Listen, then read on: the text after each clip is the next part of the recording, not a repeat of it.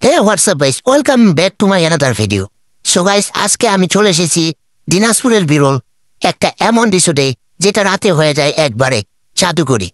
হ্যাঁ বন্ধুরা, আজ আমরা ঘুরবো চঞ্চল রিসোর্টে, যেখানে চাঁদের আলো আর লাইটের ঝিলিক মিলে তৈরি করে এক অন্যরকম অনুভূতি।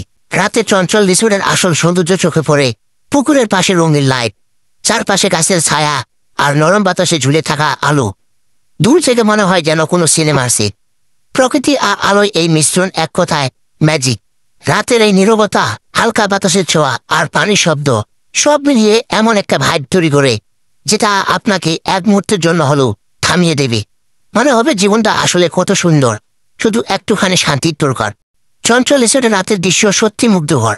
আকাশের তারা, পানিতে প্রতিফলিত লাইট, সবকিছু একসাথে এমনভাবে সাজানো যেন প্রকৃতি নিজেই সাজিয়েছে নিজের উৎসবের মঞ্চ।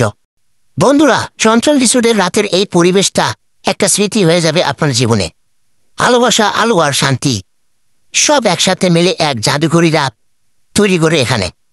ভিডিওটা ভালো লাগলে একটা লাইক দিন, কমেন্টে জানিয়ে দিন আপনি কার সাথে এমন রাতে এখানে আসতে চান। আর হ্যাঁ, ফলো করতে ভুলবেন না, কারণ আরো সুন্দর রাতের গল্প নিয়ে আমি আবার আসব।